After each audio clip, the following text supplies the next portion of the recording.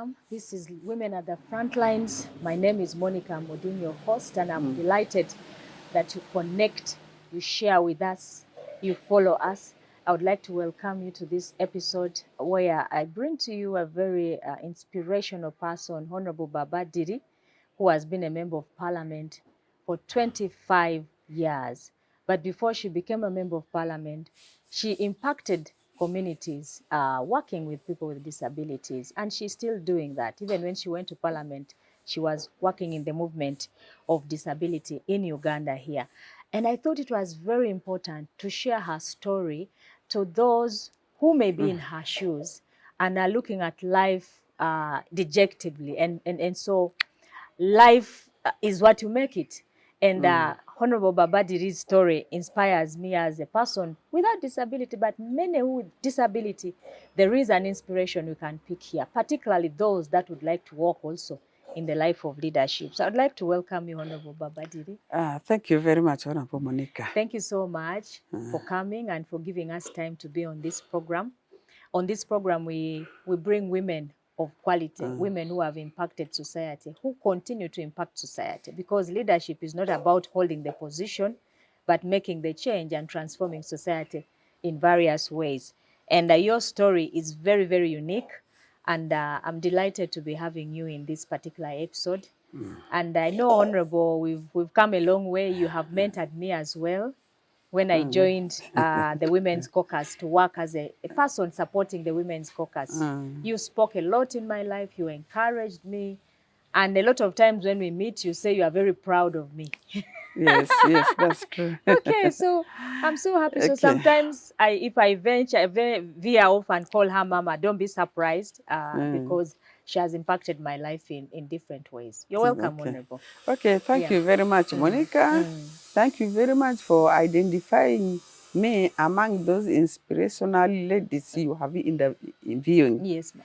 And I really take it as a blessing, and I'm happy to be here. I'm sure you can see me. Yes.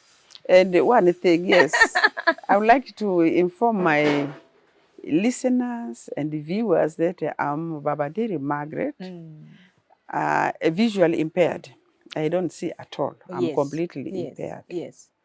And I was not born blind. I was born able-bodied, but this disability came later in life. That is in 1990. And that's what but if I can tell you about my background, I'm from Koboko district.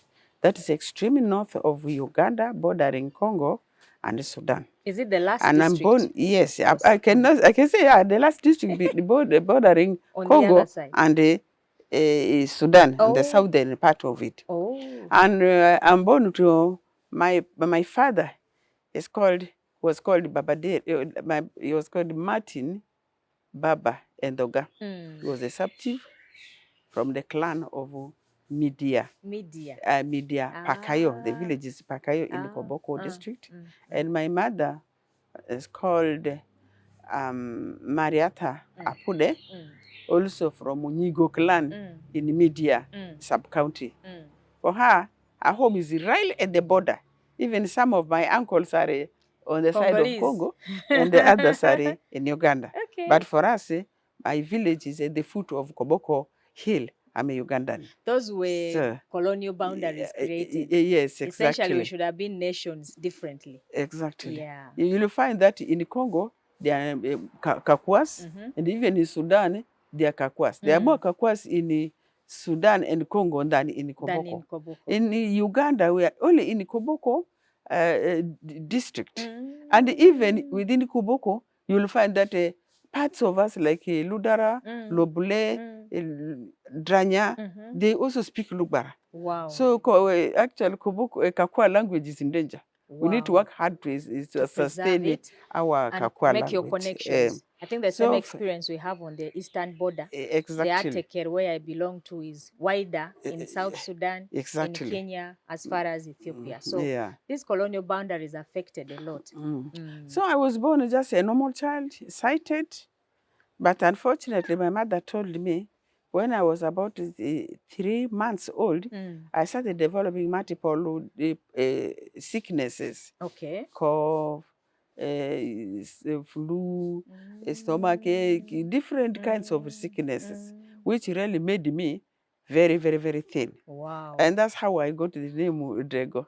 Drego is somebody who is very weak lean. Very weak. And actually, my maiden name is called Margaret Baba Drego. Then Diri came when I got married to my late husband, Firenze Ada Diri. So I studied in Teremunga Primary School, which is in Koboko, and that's from primary 1 to 4.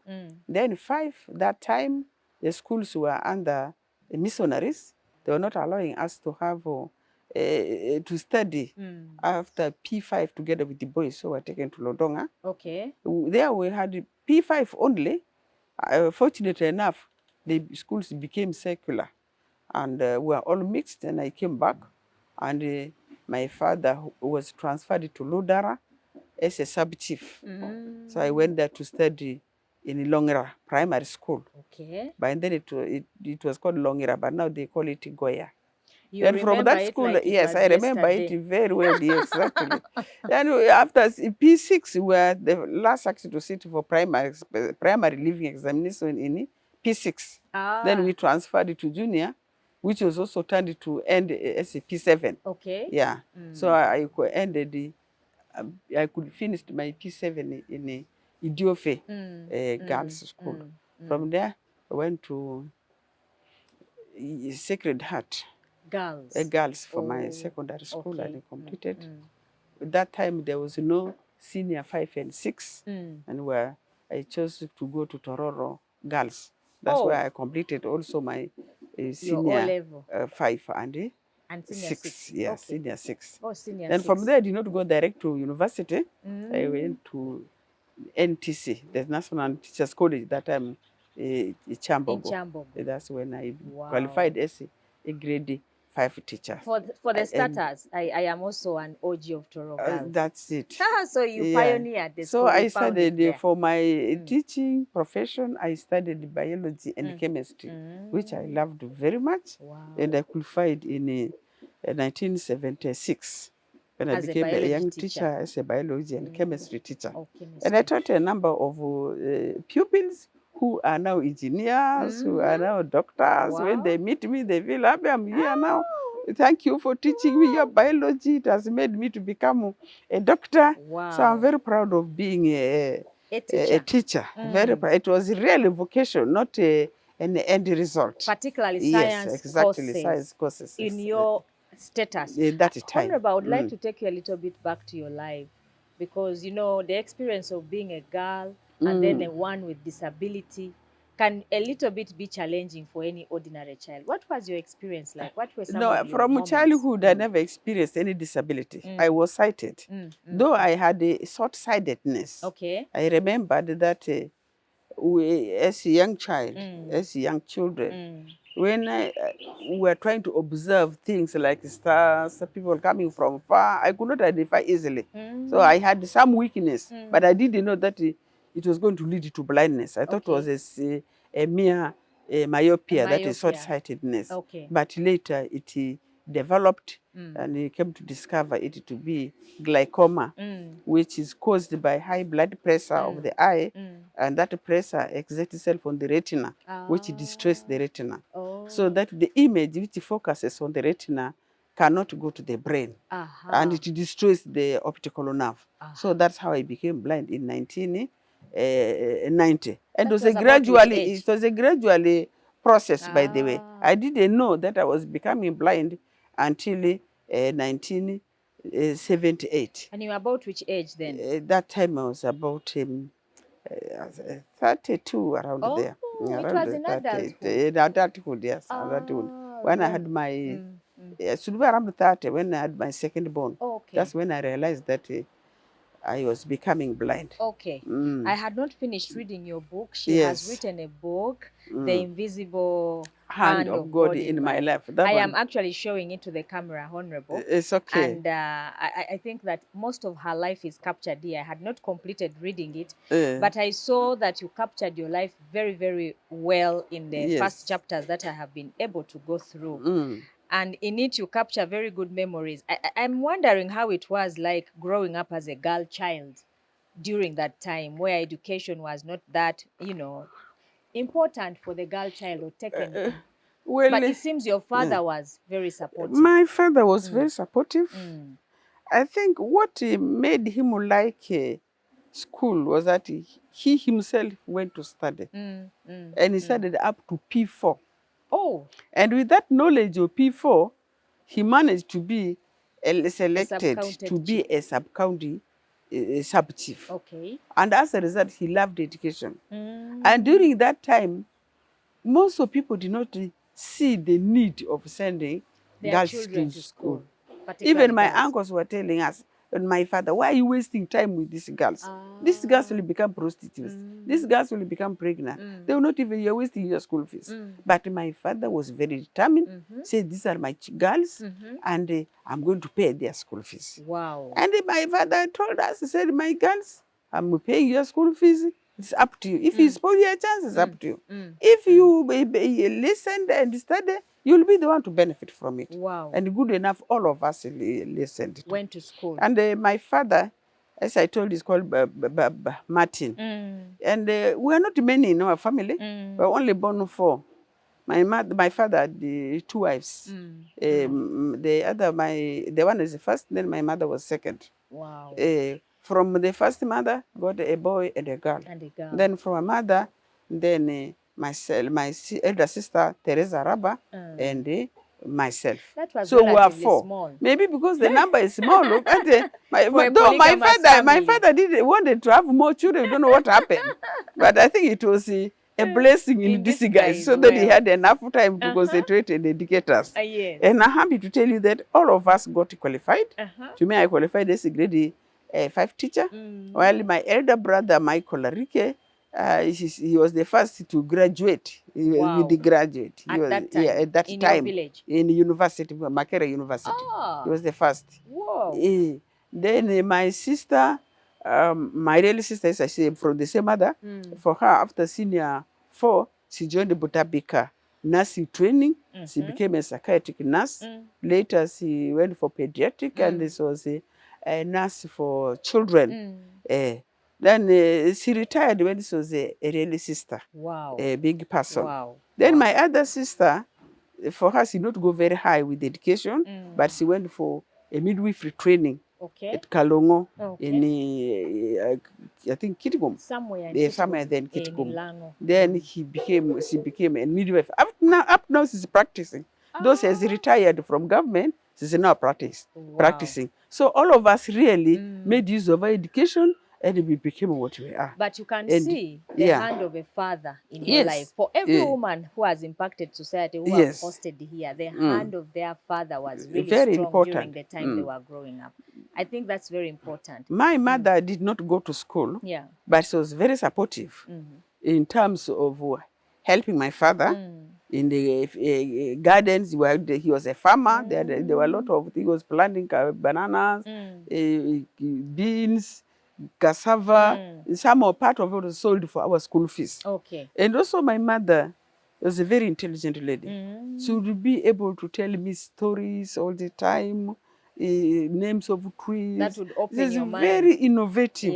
So if he said go to school, I'm sure she would have been a very intelligent lady. Very intelligent. So that was also enriched my brain. We are trying to emphasize the role of fathers, Honorable Baba, in terms of encouraging their daughters to study and pursue a career in life. And I think I have noted that with all my guests here who have impacted society differently as women leaders, their fathers were instrumental in their life. I'm so glad and thank your father for doing that to you.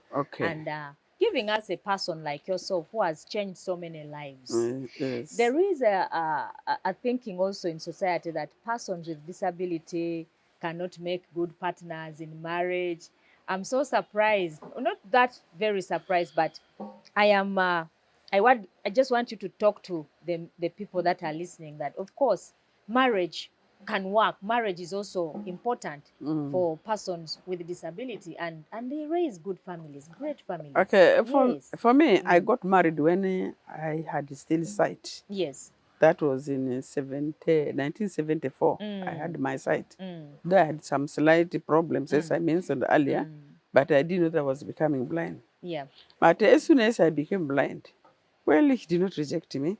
Though he was a bit shy, he wanted me to remain in the house all the time, not to go anywhere else. He was doing everything for me. But one day I told him, I said, I think I am still useful. Yes. If I learn something, I would be able to help you. Okay. So that's how I managed to go for rehabilitation in Arua, Idiofe. So I have one person in my life whom I will never forget. Okay. That is the teacher Anna Maria Iebirwa. She has been a teacher for the blind, but now she's a retired lady, now elderly and sickly. She was the one who went to my house. And my elder sister first met her in Arua and told her my sad story. Then she went up to my house to talk to me.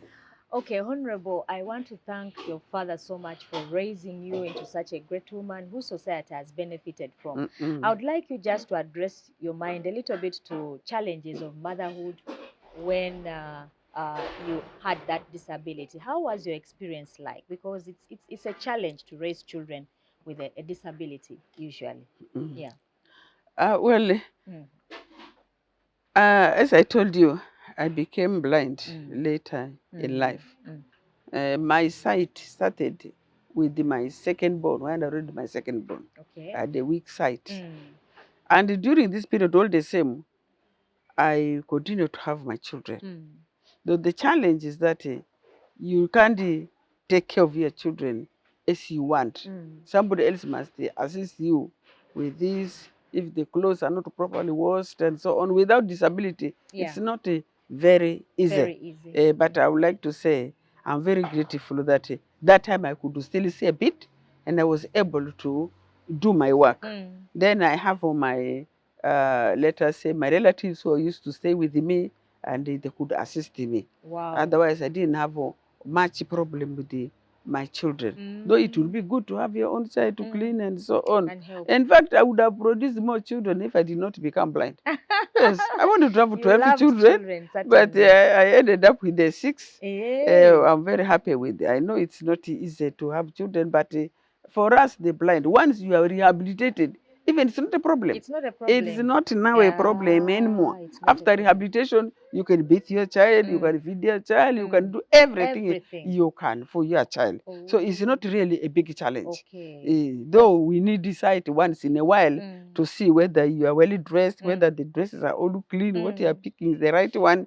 You need the sight, but we can do most of the things. Wow. That's why even to me, I encouraged blind women, blind women with disability to have children. Yes. If you are married, you have children, so that these are the children who would help you. It's good to have your own children. Yes. As well. So, yeah, well, I think the importance of the supportive family. I thank your family for seeing that potential in you and supporting you, because then we wouldn't have benefited from you as a country. And now before me is your beautiful book, which actually the Speaker of Parliament, Emeritus, Right Honorable Speaker Kadaga, made a forward.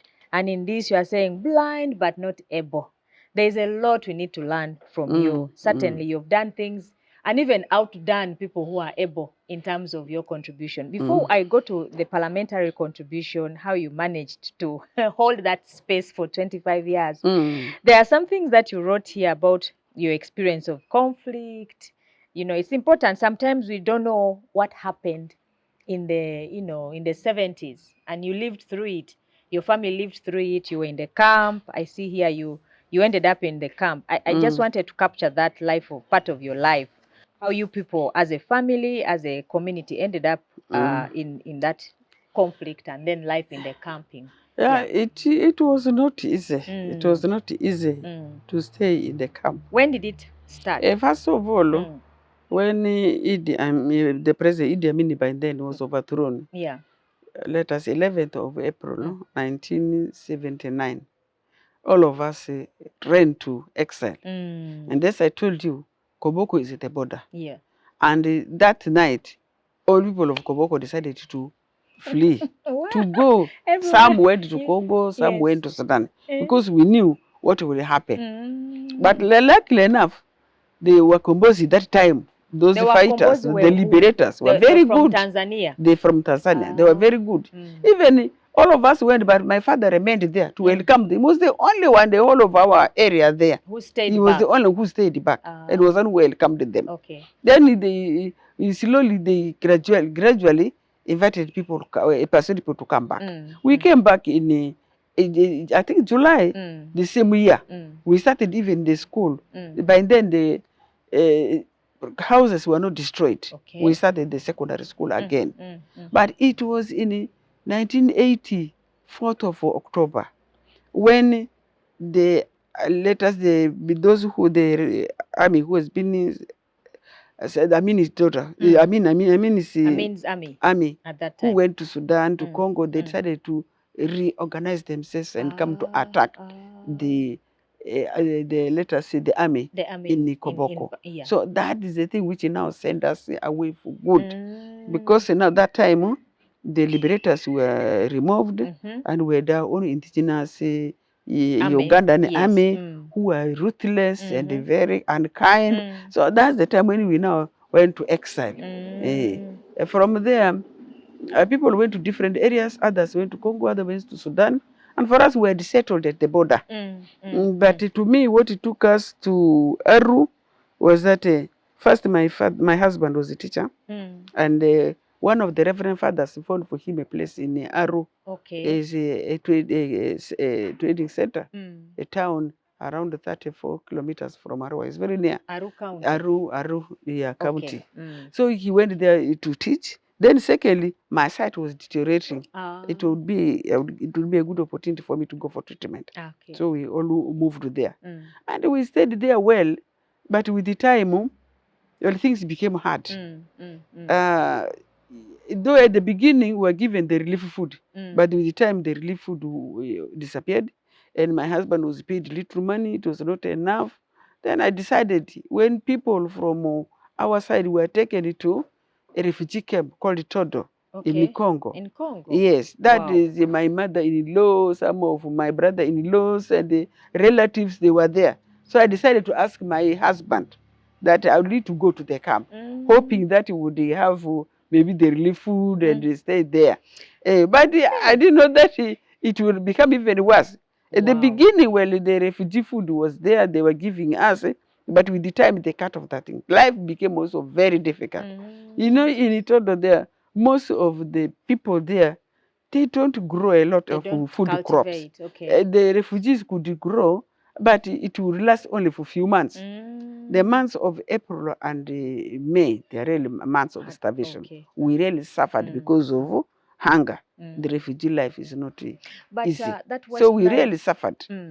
West Nile region seems to be a hot spot for, or rather a good host for refugees generally, because we see those communities still being hosted also. So Sudan, Congo, and then the relationship Uganda has over the borders. Yes. Yeah. Well, that's true. At the moment, we host a number of refugees, both Congolese and Sudanese, in the camps and also within the community. Within the community. As you said, first of all, we are the same people.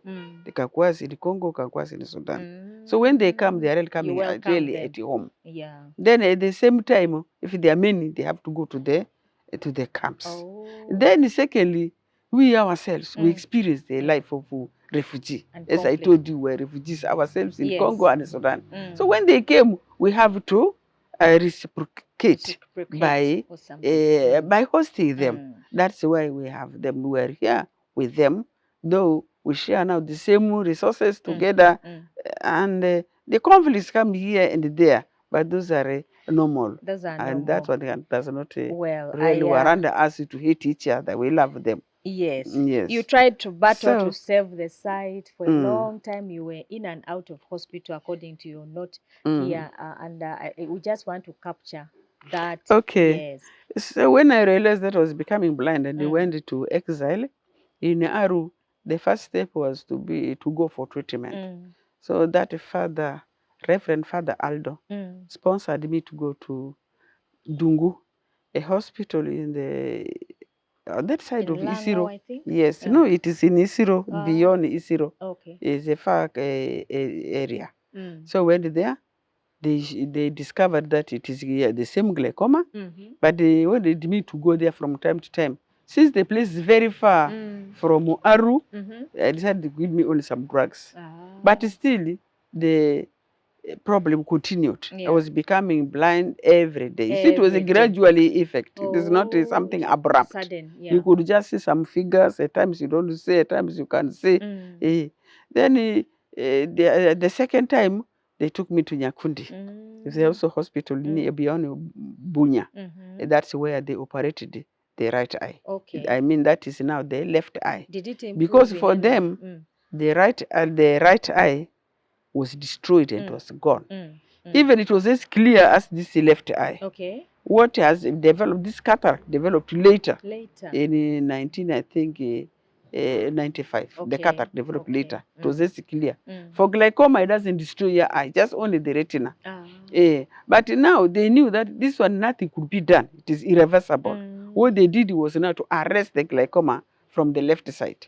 And that time they saved only 10% of the side. Can you imagine, out of 100, I saved only 10%. And that is 10%, that is 82 up to 90. That means it saved me, yes, it saved me for 8 years. Yes, so that's the time. Then with the time, the whole thing disappeared. I came to learn later that what actually blinded me completely, it could be diabetes. Because that is 10% was there. But if you added diabetes, the whole thing cleared. That's one. Otherwise, that operation was very good. It stabilized my sight. I could have lived with that little sight for a while, for a little longer. But all the same, when I returned from exile, when we returned with my family, the exile, I still went to the class. That is in 1986. I went to class to teach. Wow. Yes, I could still teach because if I sit outside with some magnifying glasses, I was able to read and do some work. Moreover, magnifying glasses. Yes, I could read and see. But all the same, I was teaching. Until February 1990, when I went to class, I could not see anything more. So that's when I gave up that now I'm blind. So the experience has not been easy. And we have really tried to save the sight. Glaucoma is a funny disease. It does not pain. You don't feel any pain. You just see some fog passing your eye. And you do since you never borrowed somebody's sight, you think that is a good sight for you. It will pass. But later I learned that it is a dangerous disease. So now the sight has closed. Yeah, it is now gone. You can't teach anymore. How did you move on with life? Well, as I told you earlier, the teacher, Anna Maria, took me to Idiofe Girls. That is a unit for the blind, where they were teaching blind girls how to read and write, how to move. But the other classes, like geography, mathematics, what they learn together with the other primary schools. So since there was no rehabilitation center for the adults, she took me there, and I was learning together with these girls, small girls, how to read and write. Because you are an adult then. So you had to learn to read, to write and write. Yeah, that one for us, the blind, you don't teach them as I said, 1 + 2 like that, together. No, they teach you as individual, according to your own ability. Even I remembered later when I was sent by Parliament to Scarroll Center for the blind. They do the same. Even many you suffer from the same disease, but the teacher comes to teach you individually. At your own pace. So that's what she did. What is important, she gave me time for mobility, for learning Braille, how to read and write, and how to type, how to do domestic work, how to do your daily activities. So that's how I gained now. I'm now able to do something again. And how to reorganize your life. But Honorable, as a legislator, I don't know, with that experience, of your disability, I don't know how inclusive our systems are right now, because you're saying for a child who is disabled, a person who is disabled, teaching them, rehabilitating them is an individualized exercise. How can you rate our country now in terms of inclusiveness in education with disability issues? Yeah, disability. There are many schools for the blind, and there are some few for the deaf. At least primary, there are many of them. But secondary, there are very few secondary schools exclusively for the blind and for the deaf. Okay. But we encourage inclusive education. Inclusive education, actually, it does not work very well, right especially now with those who are totally deaf and totally blind. Because it means in every class there must be a teacher for the blind, there must be a teacher for the deaf, as well, which is not possible for the latest government country to manage. It's not possible. So what would be but ideal? To me, what we really encourage is these units where the children, the blind or disabled children, learn together, but they are given extra time for learning braille, for learning mobility, for learning how to do some more exercises. And so they are taught this separately, but the rest of the learning is done together with the class. That is what actually is happening. And that would be inclusive enough. That would be inclusive enough. Okay. And it can be good for only partially blind. You can make them sit in front and they can see the things from the table. But and you can give them magnifying glasses, they can see. But for total blind, you need the proper attention. The same with the deaf. That's why we are still insisting that there should be some special schools for the severely disabled persons. While those who are not totally disabled, they can learn from the others. So that's what we are encouraging. But I mean, I appreciate our government. They will have a special needs the section department. We have also now a minister for disability. So a number of issues of people with disability are being addressed. Yeah, I'm happy with it. So far, though so good. We have not yet reached, let us say, 80%. We are around there, 40% there. 40%. But a lot needs to be done. But I appreciate of what has already been done. Then from me, you may ask, how did I come to Parliament? That is the question next now, I wanted to ask. When I was in Idiofe, learning my reading and writing by the, let us say, taught by the teacher Anna Maria. And the she introduced, no, that's the teacher Anna Maria. It's the only special school for the blind. For her, it wasn't a special school, so it was a special teacher for special needs, especially for the blind. For her. Then she introduced me to organization of disabled persons, which I didn't know before. That disabled people are organized in groups and to raise their issues together. And I came to learn that Arua had that organization and was affiliated to National Union of Disabled Persons of Uganda. That is NUDIP. NUDIPO. NUDIPO is an umbrella organization for all organizations for people with disability all over Uganda. All the groups, blind, deaf, physically handicapped. Now it has its branches in all the districts of Uganda. But how many people are we talking about who are disabled in the disabled country? People from the latest statistics, they said we form 12%. 12% of that's about 4 the population. Million. So around 4 million, 500, that's people with disability. That's a big number. Yeah, the big number. So we are many. We cannot be ignored. Yeah. So I joined that organization because of being a teacher. I was a bit outstanding, and they organized here in the National Union of Disabled Persons, organized a workshop for women with disability. They wanted to bring out women with disability. Because since the organization was started, mainly they were men who are there. So they want to see how they can encourage women with disability to join in this organization. So they called in each district a woman with disability. Then my teacher, when I advised my members, that the person who can represent you very well should be Margaret. Because she's a teacher, she knows, she has the language, and she would be able to represent you well. So that is the thing which opened my way. So when I came, I remembered the workshop was in Jinja. We had about 1 week workshop.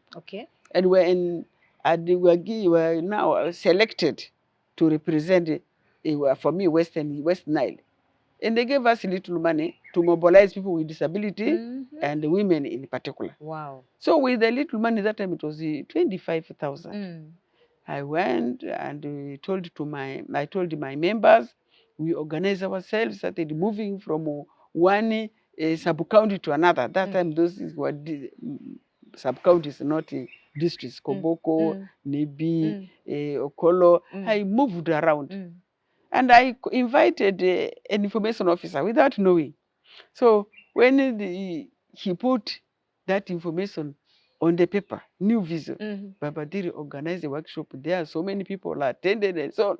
People of Nudipo read it. They were really impressed. Wow. They said, this is a very hardworking lady. Yes. And actually, during the workshop, I was answering all the questions as if I had been there in that disability. And that was the first time for me to see many, many women with disability, blind, deaf, physical handicapped, crawling with the wheelchairs, with the crutches. Everything. I said, I was suffering there alone. But there are many others here. And what impressed me, they were all very smart. Okay. They speak very good English.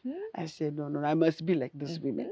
So that one, I got really encouraged. I said, no, if that's the case, disabled people can still do some work. Can still do something. So when now they said, we need to, in Ndodepo, we need to establish a women's desk. We need a woman to lead this desk. And they put an advertisement, and I saw the paper. That time there was a workshop organized. So they told me about the women's post. Desk, yes. No, the post. Then I applied. And that's how I came to Nudipo. Wow. As a gender development officer. For how long were you in Nudipo? That in Nudipo, I worked for 4 years. 4 years. And Nudipo is the very one who advocated for the representation of people with disability in the Parliament. Okay. You remember during that time of Constituency Assembly, we advocated and managed to send one person to represent us in that Constituency Assembly. And that was late Erifasi Mazima. Okay. He was the founder of Nudipo, and by that time he was the director of Nudipo. And he did a lot of work. We worked with the women, he worked with the youth, he worked with... That's why all the provision in the Constitution for persons with disability are there. And one of them is to have fair representation of marginalized groups. Wow. So in any organization, non-government or government. And government as well. So when the time came for Parliament, said, how many are you giving us? So they said they're giving us 4. No, we wanted 8. We said at least in each region, give us 2, because regions are very large. Yes. But they said, no, too many to begin with. They're giving us 4. We said 1 for each region, fine. But what about the women? Maybe all men will take all those 4. We shall miss.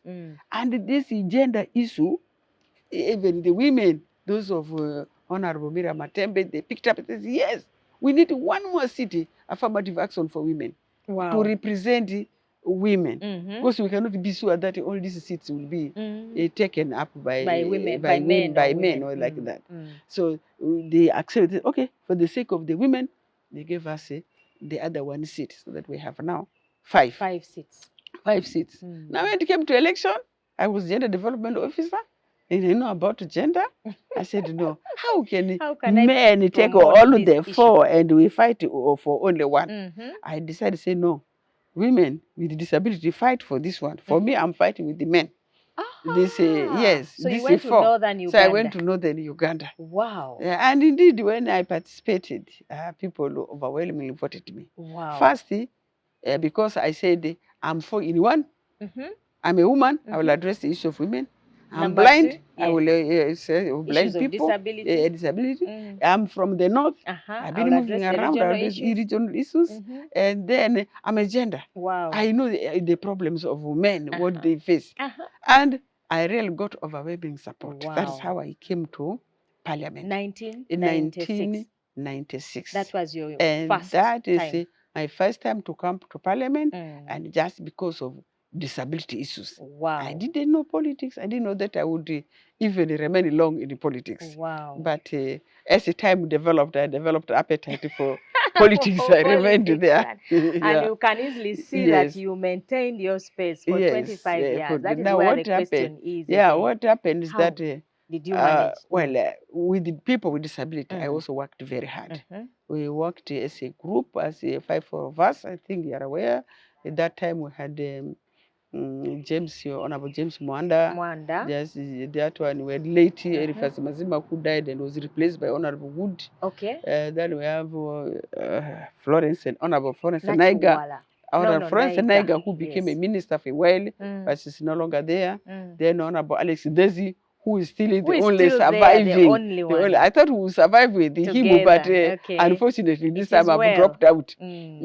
So 5 of us.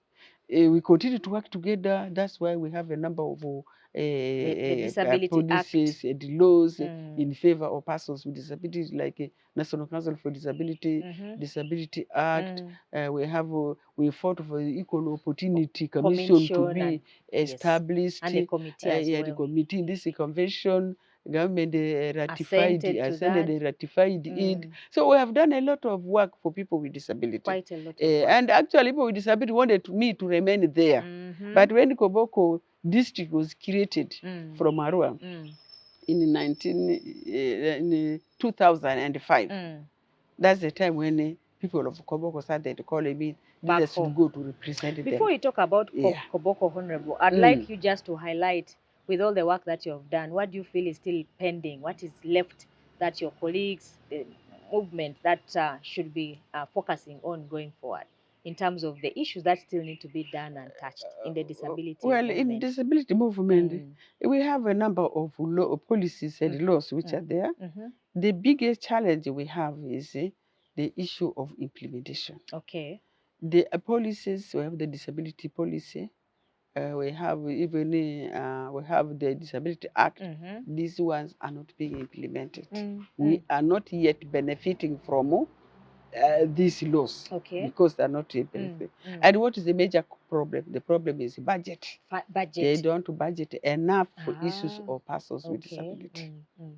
That is one. That's if very we important. Can have increased budget to address the issues of persons with disability, and also implement those laws, I think would have gone very far. But I do appreciate how far we have gone. We know it is not easy. We cannot change overnight. But we have still a lot. Now, even getting wheelchairs, these assistive devices, is still a problem. It's a challenge. Down there, people are crawling on the ground. They will say, find for me a wheelchair. You cannot find a wheelchair anywhere unless a donor comes with. A donor. If they don't come, they're not there. A wheelchair minimum was 600, but now I think it has gone to 1 million. Get even the crutches. So the issue of equipment is still a big problem for our people with disability. Then the other one is the rehabilitation. When a person becomes disabled later in life, you don't know what to do with yourself. What do you do? Imagine yourself all of a sudden one leg of yours is cut off. What do you do? What do you and do? Normally your workers that discard you off. They pay you literally leave you up there. You become blind. You don't know what to do. You cannot even go out for yourself alone yourself. So we need the rehabilitation. I appreciate the rehabilitation. We have got rehabilitation centers there. Those rehabilitation centers, the regional rehabilitation centers, they provide skills for young people. They don't give opportunity for rehabilitating someone who has just become blind or disabled. So that is a challenge. We need that rehabilitation. And the government has started this community-based rehabilitation long time ago, since I think in 1992, 93.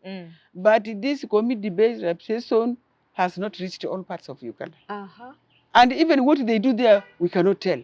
People are still suffering. So we need to have a proper community-based rehabilitation. Especially for the blind, it is worst.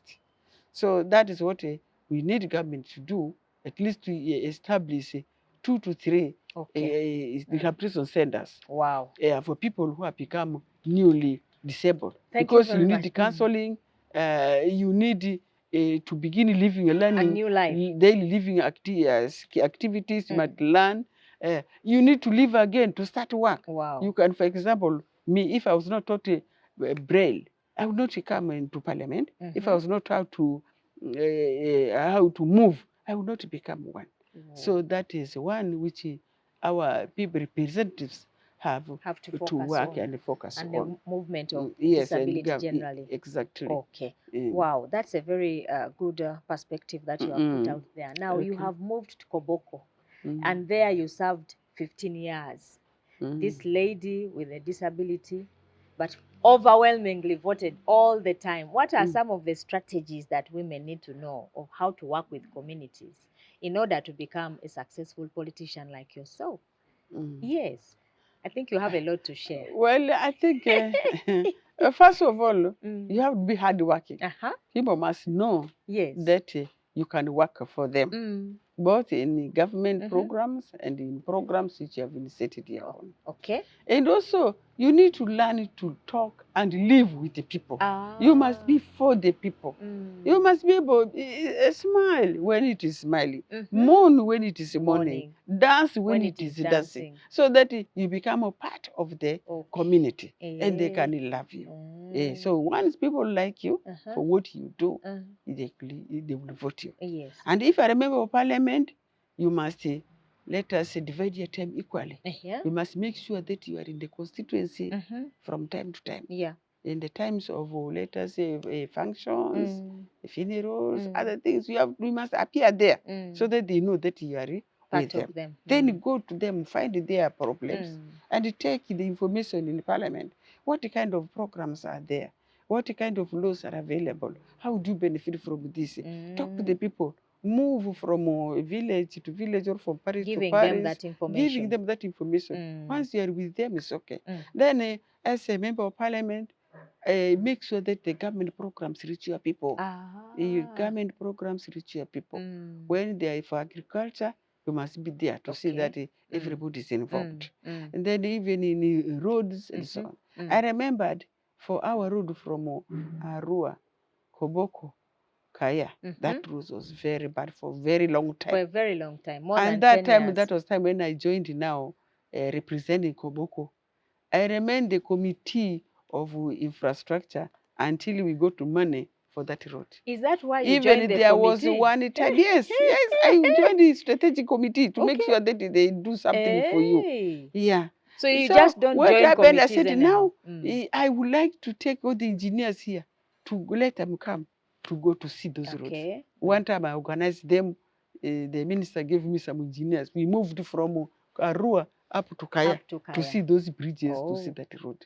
So you have to be assertive to see that work is done for your constituency. People. Once they can see what you are doing, they will vote you several times. Wow. Wow, 15 years in And I would like to tell you that the first time I came unopposed. The both primary and also in the general. Wow. Then the second one, I contested both. Primary I passed, then general I passed. Then the third one, I came again unopposed. And opposed. Wow. So they said, now you didn't continue with your work. Now this time I thought I would come once more to round up. But it didn't work out that one came with different strategies which I could not understand. You couldn't understand. But I don't mind. I have served my people. I'm happy with what I have done for people of Koboko, people of Uganda. And I contributed. Certainly your work can be And I would like to thank really Parliament. They have made my life very easy. Parliament ensured that they gave me guides. These are people who help me in moving around. And they pay for them. On the road, yes, they pay for them. And then they give me equipment which can help me read and write. Yes. Like this one is called Braille Sense. This is a Braille Sense. And when I write, it has keys of a blind person. The Braille keys. There are 6.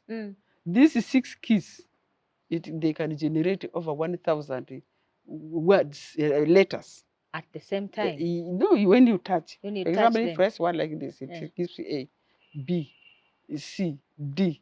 Then there are contractions, which 2 letters, the CH comes with the one letter. Wow. So it can make you help write all what you want, the notes, the reports. Then after writing, you put this flash in it here and drive all this issue, the flash, put it in the computer, change it to rich format, and you take it to the computer. Then the guides can do the final touches, which I have not done. And you do the work very well. You are effective. Then secondly, they gave me what we call a Sarah reader. That one, you just pick any print document, they can read it for you. So I could read all the documents. That's why people were wondering, how was I catching up? I was reading. Even I was reading more than other members of Parliament. And being effective. So when I go to Parliament, I see the order paper and read what is there, read the report. And prepare for the debate. Then they gave us this iPads. Okay. The iPads, we blind people have advocated for it to be in plant. Any iPad, there is an area where you can put move and put it to talk. It can talk. Yeah. Okay. So you can use it for email, for writing, everything, for getting your document, for searching. So that one also, when they were distributing members of Parliament, I also got mine. I was making use of it. So I really thank the Parliament very much. Now the other one, the lifts. The lifts were not working. The lifts were not working. But when we came to Parliament, the first thing was to repair the lifts. Because a person on wheelchair like James Mwanda, Honorable, that time could not move, so the lifts were repaired. Okay. Then for me, one time I went. Then one time I went to Denmark. I had a talking lift. I came back to Parliament. I said, the Speaker, they are talking lifts. I want this thing to be installed. Then, luckily enough, workers' house put this talking thing there. I said, the Speaker, go to see in the workers' house. Their lips are talking. So they now put there, our lips are talking for blind persons. You can go anywhere and come out and move around. So I thank Parliament for making the life really conducive for me. And also the members of Parliament, generally they liked me very much. And they feel happy when I call you by voice. Okay. For example, Monica comes, when you talk, I say, this is Monica, because I know her voice. And they really feel excited, and they made me. And a lot of times you decide, I can see you, you are putting on a very beautiful. And when I talk about I can see you in Parliament, they always laugh at me, say, what did you see? Okay. But that is a language we have inside. When I say I can see, that means I can see something in my brain. Perceive. What is clear there. I'm itching to ask you a question in line with your impact, because certainly we want to remember you for some things. What can you quickly remember and say, I made input in Parliament, but also in the constituency? Those people of Koboko will never forget me because of this particular thing that I did. Yes. Now, for disability, as I've said, this lift here, any blind person coming, they will use that lift. And I think there are many more even now. These able-bodied people, these days, they don't want to see. They just hear. And if it's not here, they say, what is happening with the lift? And yet they don't know how to use their eyes without hear. So they don't really live there for people to know that I fought for it. Yes. Then the laws in favor of persons with disability, they are there. I remember. And by the fact that I was the first blind person in Parliament, that's a record. That's a record. It gave an impression that a blind person can be anywhere, can not be just even in the Parliament. Affirmative seat, but in the ordinary seat as well. And a woman. Yes. That is historical. So that was very historical, encouraging people with disability. Did you receive an award because of that? I saw the president decorating you with yes, something. I was one of the activists, the independent activists, I think in 1913. Yes, I remembered. Yes. It was in Nakasongala when they awarded me. 19 when? Which year is that? It is 13. Then in 1997, I was awarded Woman Achiever, a third Woman Achiever in Uganda. That time, Rhoda Kalema was the first, followed by Honorable Miriam Matembe, and I was the third Woman Achiever. Even I still have the cap for what I have done. Then in Koboko, well, one thing is that, in fact, I encouraged more women to come to stand with the men. Yes. Like in disability, Honorable Asamu now has moved to the east. Yes. She has competed with the men. And now in the northern Uganda, we have also now a woman. You can see there are now more women in the Parliament than men. Yes. Men have become marginalized. Yes. So they have. I saw them as a role model. So you gave that them it a is voice. possible, and they have made it. Then in Koboko, Well, I've shown people that disability is not inability. Absolutely. I can do anything. Absolutely. And even if you rated my work with the other sighted people, I did more work than sighted people. You did more, certainly. Even in Koboko, people are not talking about my sight. They were talking about my business, what I'm doing, what I can do, and what I should do. Wow. Yeah. So that one showed the impression that disability is not inability. I can do the work. Okay. Then I did some work which people will not really forget. In one sub-county like Media where I come, there was no secondary school. I said, let me initiate a secondary school. I went to the elders, give me a piece of land. I started on my own together with the community. I have established a school called Kochi SS. Okay. Just is on the way to Oraba. If you leave River Kochi, you'll find a school there, Kochi SS. And that school is now, I've given it to government. It's up to senior 6. It's performing very well. Very well. And people will not forget me. Very well. Then I started the Farmers Association. I said, let us also have Farmers Association with the district. And we have our headquarters around the media area there. Wow. They bought land from there. Wow. That Farmers Association is working. Then I said, what can I do to the disabled people? Let me also start units for the disabled. So I started 3 units. One for the blind in Nyarilo Primary School, and another second one in Lima Primary School. Wow. Then for the deaf, it is in Teremunga Primary School. There are deaf children there. They are over 50. Oh. Even they have started the nursery for the deaf. So the work I've done, people of Koboko will never forget. Wow. I'm happy. Certainly, Honorable, there is much in the book. I'm sure you cannot exhaust everything here, but I can conclude and say that you have impacted, of course, not just the disability movement. In the disability movement, you are responsible for the many laws that have been passed in Parliament, for many policies that government has passed, for the voice that you gave persons with disability across the country, and breaking the barriers. Now we have more persons with disability. But it's going beyond that. We can capture your impact beyond in your constituency, the education sector, the disability sector. We will certainly be grateful for your contribution. And I think there's a lot that is still going on in your life. Life after Parliament, what is going on? What have you ventured into? Life after Parliament? Yes. That's all before I left Parliament. I started writing a book. This is the book here. Yeah, I've written a book called The Invisible Hand of God in My Life. I'm a Christian, and I believe in the support of God. Okay. And I believe that without God, I would not have made what I am. All right. A blind person, become a member of Parliament, to work for 25 years. And do all these things. It's a miracle. Wow. And I knew God helped me. So this book is about myself and what I've done in Parliament and even at home. Okay. Yeah. But then also, yes, you talked about some things you're doing. I have started also this community-based rehabilitation for the blind persons in Koboko.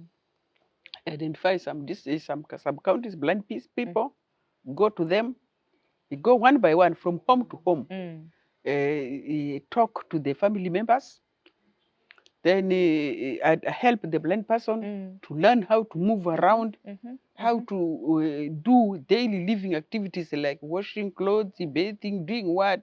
That is directly rehabilitating them. Rehabilitating them. Then also checking to see that the latrines at home, are they really accessible for a blind person? Okay. Because if you just live like that, you don't know how to get to the hole and they can be soiled. So if there are 2, I would say 1 should be prepared specifically for the blind person. If they are not, then I said, okay, raise some stools, some bricks, so that you can step on the stools when you are squatting. Then make sure that it's done. Then for elderly people like us, we need to have a sitting one. They can build and you can sit. So that's what I'm doing, community-based rehabilitation for the blind persons. Honorable, we are coming to the end of this program, but as we wind up, I just want you to speak to somebody out there, a word of encouragement as we wind up. Anything that you'd like to tell somebody particularly who will be watching this program and can be inspired by your life. Yeah. So first of all, I would like to talk to my people with disability outside there. That nothing is impossible when you become disabled. What is important is first to accept your disability. That you have become disabled, nothing can be done. And you have to find a way of surviving. And one way of survival is by doing rehabilitation. Must learn how to move, how to read, how to do things again. Okay. And if you are working, you can be rehabilitated and do your work. So that is very important, the rehabilitation and the training of the disabled persons. Then also education. It is better to start from childhood. Okay. All the disabled children must go to school. Blind, deaf, physically handicapped, so that when they grow, they should be able to do something for themselves. Wow. That is very important. Very important. Then for the women, we know now we women, we are working hard. We can see how much women have progressed. Yes, yes. And we have to work hard. We should not remain in the house anymore. And you can never get something on silver plate. You must work for it. If you don't work, you cannot get anything at all. Okay. So our colleagues, men, we shall work together with you. We don't live with this support each other. Wow. We need one another to live in this world God has given us together. And thank you so much. Thank you very much for giving me the opportunity to talk. Wonderful. Honorable, you have a lot to share. I know it's difficult to put to stop you, but also to have you talk about all your life and everything. This was just a brief highlight. And I want to thank you so much for coming and for inspiring a disabled child, young woman, any other woman out there, and the men on the journey of your life. Thank you so much. It has certainly proven that disability is not inability. And I would like to encourage you who would like to get more from her life to look for this book called The Invisible Hand of God in My Life. Everything concerning Honorable is there. It's not just about her family and other things, but also about how to overcome the challenges of life. I want to thank you so much here at Civic Space TV. We are delighted to be hosting you on this particular Saturdays, and we'd like to encourage you to follow us on all our media channels. Thank you so much for connecting today. Till we meet on the next episode. Shalom.